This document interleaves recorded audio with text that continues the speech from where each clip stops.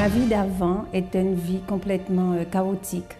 J'avais plusieurs maladies, donc j'étais asthmatique.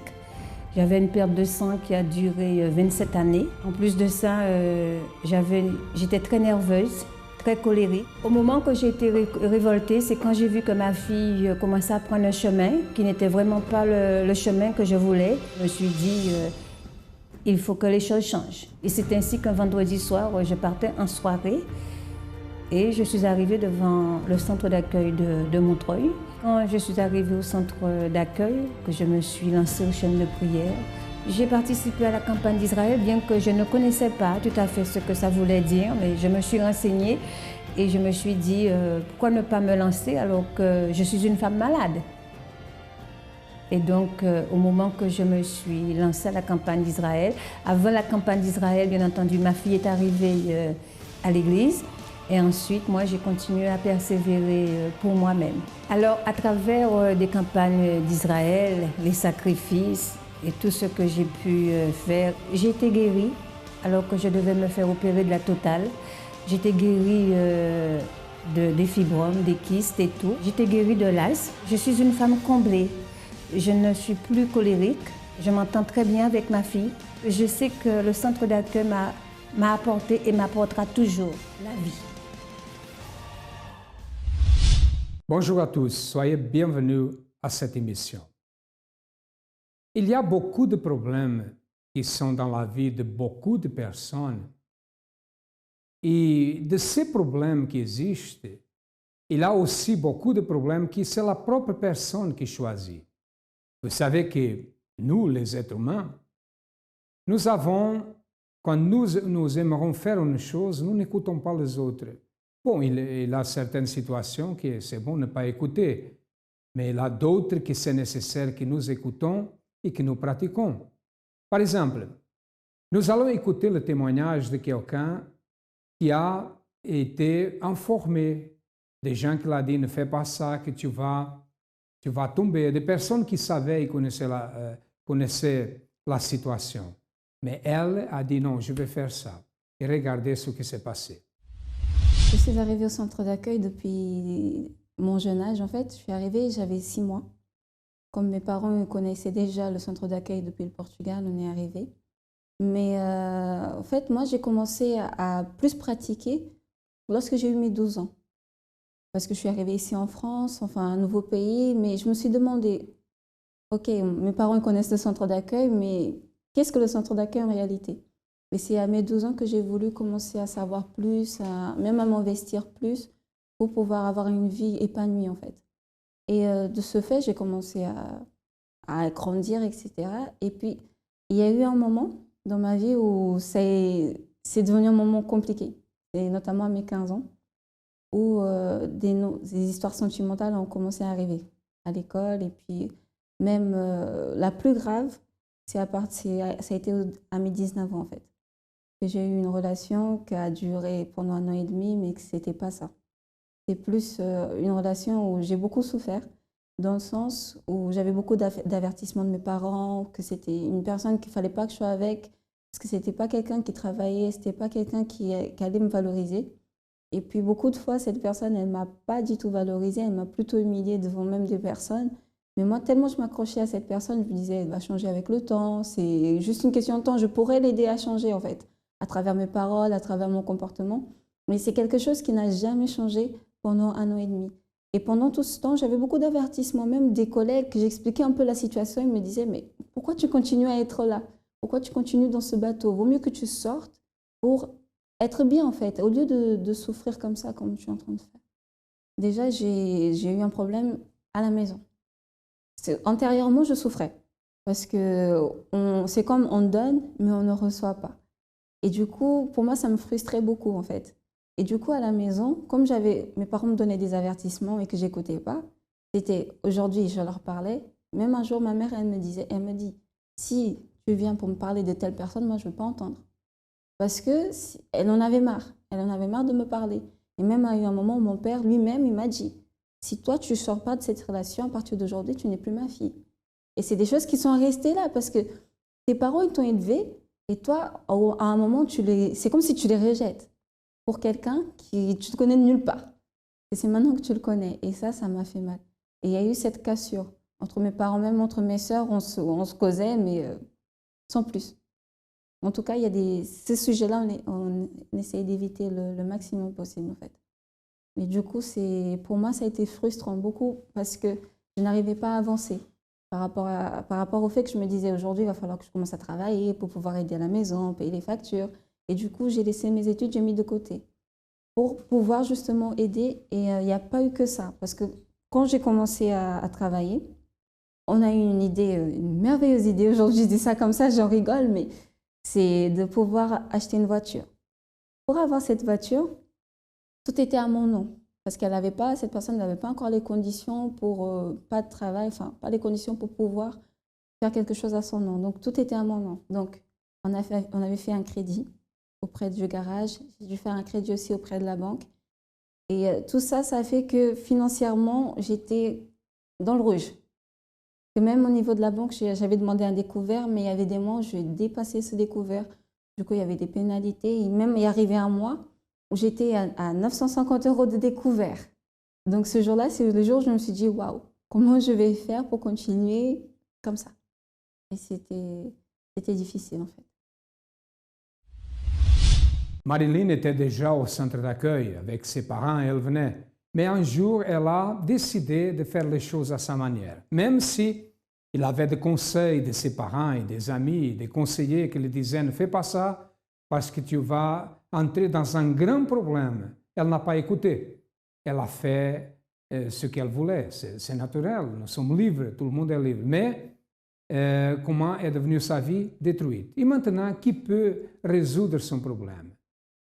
Si nous écoutons et nous pratiquons, nous allons avoir les résultats. Nous recevons, nous récoltons ce que nous sémons. Par exemple, je suis ici en train de vous dire, de vous enseigner, de vous dire que votre vie peut changer. Mais si vous n'acceptez pas, si vous dites non, je ne veux pas faire, ok, vous choisissez le chemin que vous voulez. Nous avons le libre arbitre. Et nous ne sommes pas ici pour dire que des gens doivent faire ça, faites ça. Non. Nous présentons des résultats, n'est-ce pas? Les témoignages. Nous présentons le résultat et c'est à vous de choisir. Un jour, Marilyn a accepté. Elle a retourné au centre d'accueil et elle a écouté, cette fois, elle a écouté la voix, la bonne voix. Écoutez ce qui s'est passé. Ce qui m'a fait le plus prendre conscience, parce que le fait que une fois, devant les gens, d'être humilié, 2 fois, 3 fois, 4 fois, à bout d'un moment, j'en ai eu marre. Et ce qui s'est passé, c'est qu'un soir, on parlait au téléphone, et puis la personne, elle m'a dit des choses que sincèrement, je suis restée fracassée.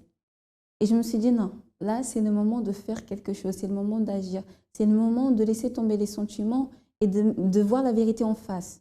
Qu'est-ce qui se passe? Pourquoi cette situation, elle est comme ça?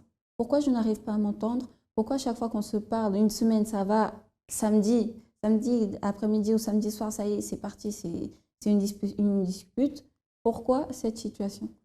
Et du coup, ce jour-là, je me suis dit, il va falloir que je puisse en parler à quelqu'un de ce problème et que je puisse agir par rapport à ça.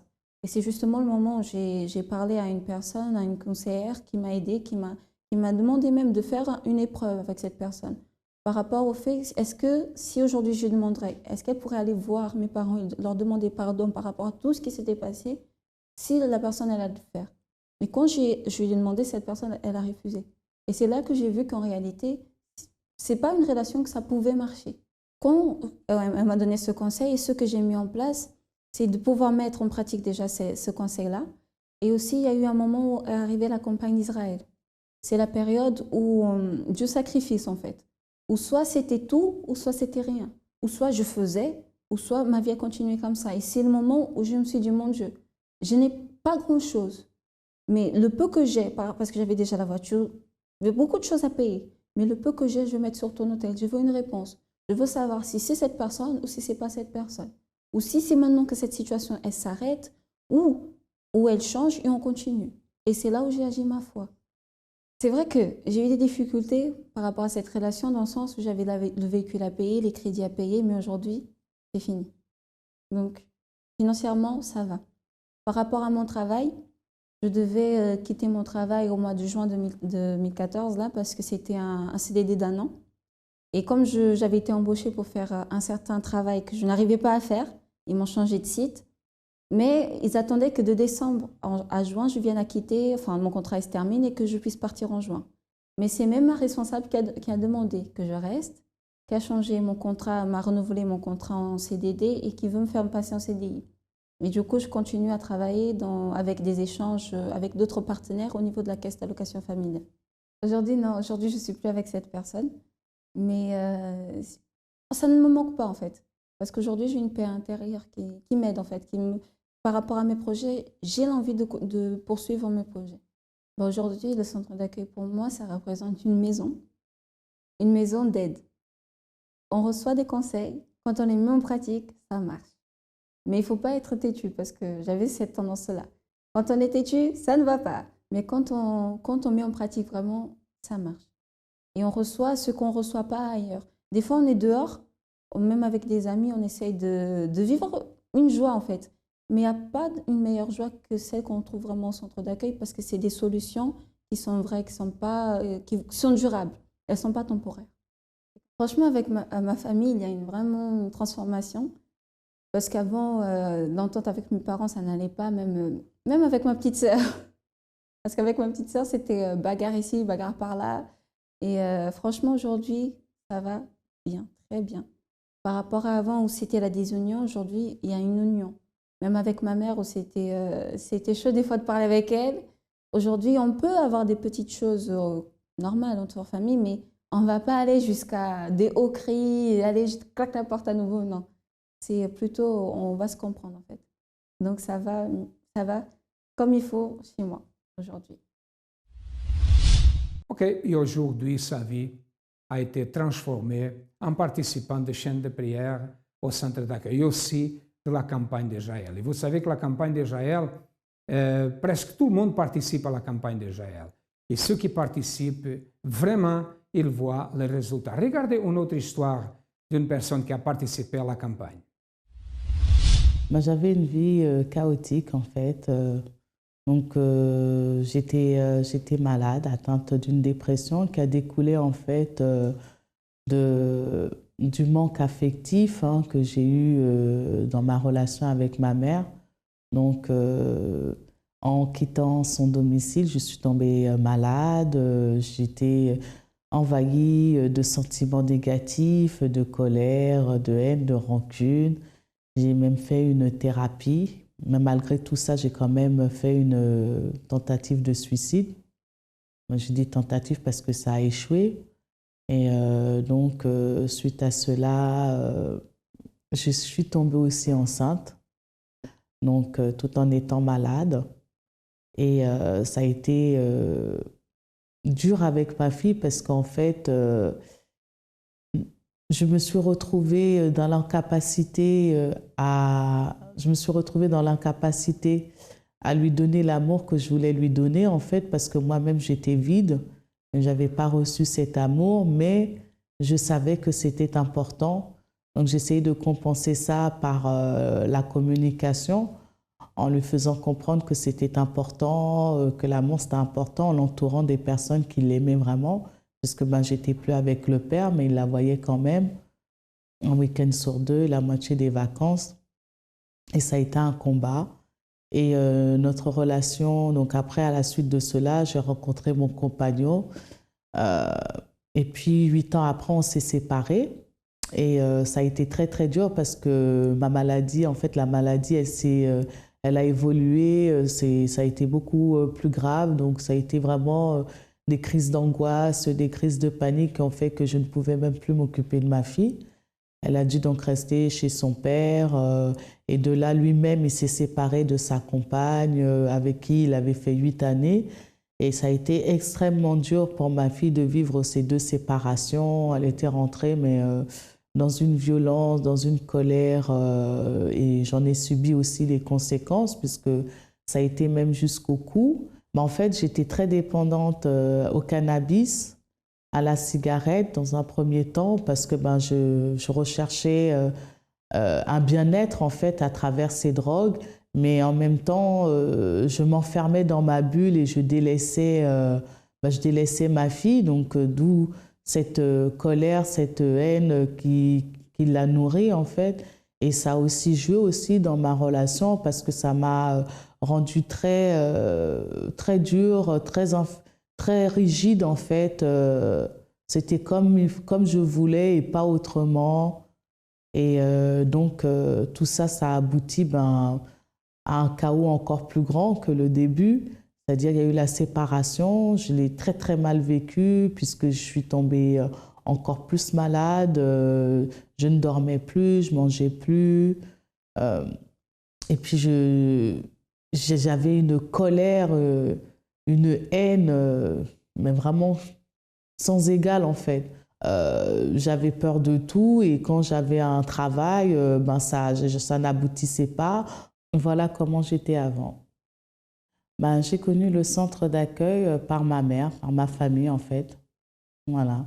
Parce qu'ils m'ont vu dans un état catastrophique et ils m'ont exhorté à venir. Dans un premier temps, j'ai résisté, puis après, je suis venue.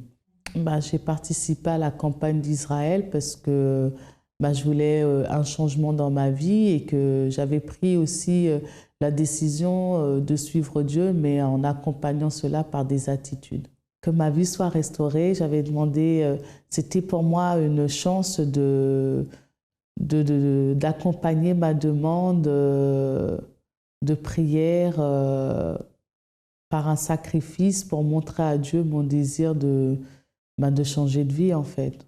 Ma vie elle est différente, je suis quelqu'un de beaucoup plus posé, donc avec des pensées beaucoup plus positives, je vais de l'avant, je m'accroche,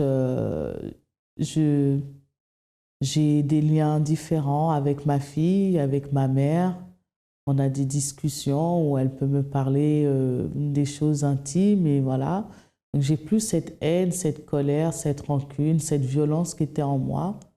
Je me sens plus apaisée. Aujourd'hui, je travaille. Je suis en CDI dans un métier que j'aime. Je ne fume pas, je ne bois pas.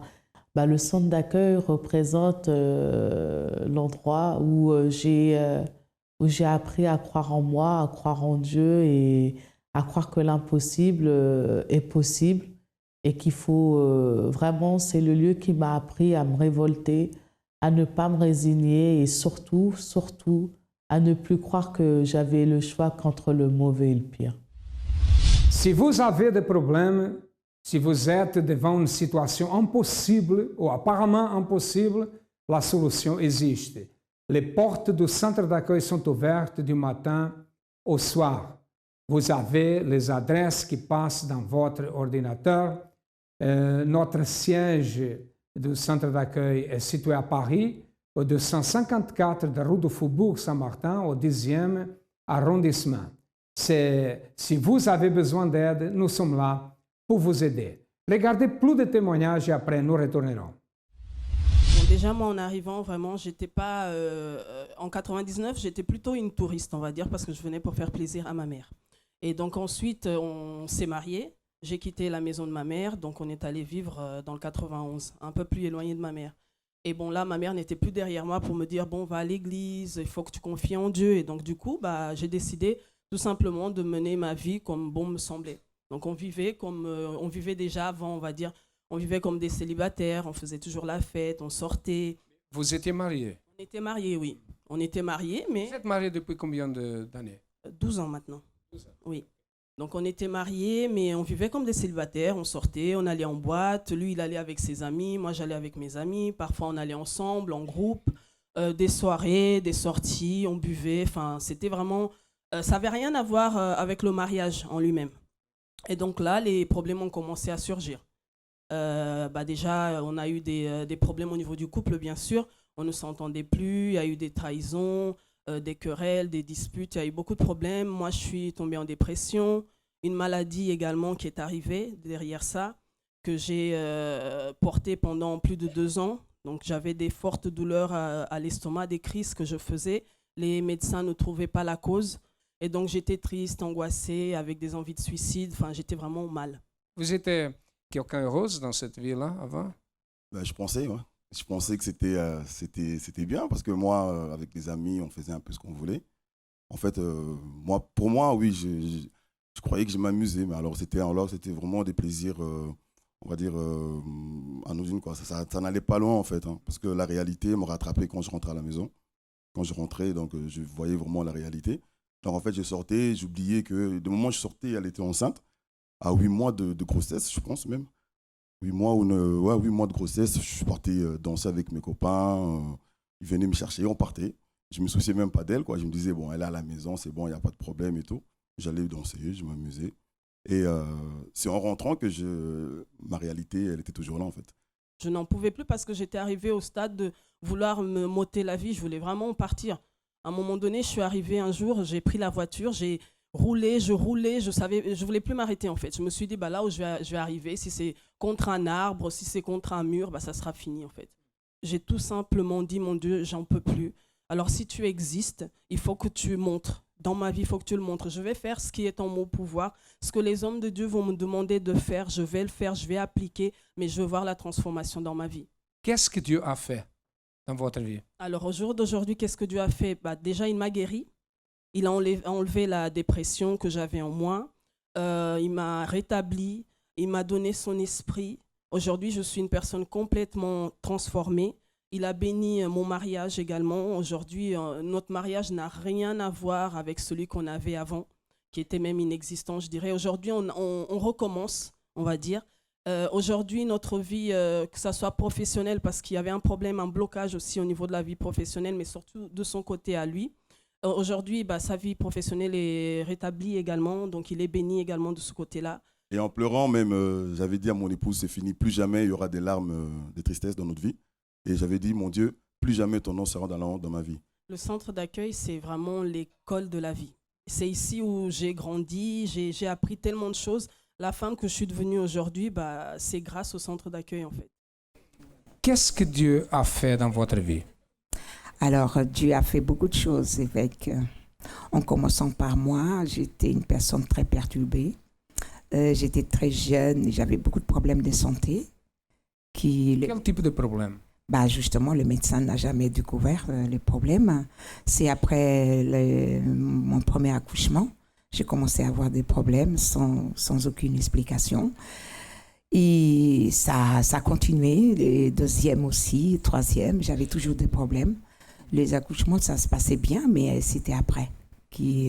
Donc, j'ai eu beaucoup de maux de dos, problèmes de dos. Je faisais des kinés, ça n'a résolu rien du tout. Jusqu'à que j'ai connu les centres d'accueil. Et vous, quel était le problème? Moi, j'avais le problème des yeux. J'avais une infection. J'ai apporté la médecine. Toute la semaine, je m'ai fait Une infection? Une infection des yeux. Je m'ai dit qu'il ne sauvait rien. Et le jour, comme ils ont envoyé l'adresse de Portugal, que l'église avait ouvert ici, j'ai dit, bon, je vais à l'église. Parce que je connaissais déjà l'église de Portugal, mais je n'allais pas de temps en temps avec ma famille. Vous étiez déjà marié? Oui. Au Portugal, quand vous avez... Oui. Et après, on a trouvé l'église ici. Je rappelle que c'était un dimanche après-midi. Quand j'arrivais là, et j'entrais. L'époque, c'est... Vous dites, on va faire une prière. La personne qui a une maladie, elle met la main en queue. Et après, j'ai mis la main sur les yeux. J'ai fait la prière. Quand j'ai raté la main, j'avais rien parce qu'avant j'étais un boulot sur les yeux. Après, c'est là, jamais j'ai rien senti. C'est ça qui m'a fait. La douleur est disparue? Est disparu. Et après cela, comme une époque, j'ai vécu ici tout seul, ma famille était en Portugal. J'ai dit bon, maintenant, je vais continuer à aller à l'église. J'en parlais de la campagne d'Israël. On veut aider, on fait venir ma famille ici. Parce qu'à ce temps-là, il était difficile. Aujourd'hui, c'est la communauté européenne. À ce temps-là, non. Était nécessaire pour travailler ici d'avoir la carte de séjour, n'est-ce pas? Comme j'avais des enfants en bas âge à l'école, j'ai dit bon, je veux s'amener en France quand je connais déjà l'école portugaise, parce que je ne sais pas s'ils vont rester ici ou pas. Si je pense à retourner, et je retrouve une vie là-bas. J'ai continué à persévérer quand j'ai fait la campagne d'Israël. Pour amener la famille, il faut un appartement. Qu'est-ce que Dieu a fait? La famille est venue? Et la famille est venue. La famille est venue. Dieu vous a guéri. Dieu a amené la famille ici. Qu'est-ce que Dieu a fait en plus? Dieu nous a donné la condition d'acheter la maison ici. On n'avait pas de condition, mais à travers la campagne d'Israël, il nous a fait acheter et nous a donné plein de choses, changer de voiture, d'avoir dans en 2010, on a changé de voiture deux fois à 0 km. Et toujours, Dieu nous prospère. À chaque fois que vous s'aimez, oui. vous récoltez. Que Dieu continue à vous bénir. Merci. Voilà, nous avons présenté des témoignages, beaucoup de témoignages, la solution. Et maintenant, c'est à vous. Si vous êtes dans une situation difficile, sachez que les portes du centre d'accueil sont ouvertes. À demain et que Dieu vous bénisse.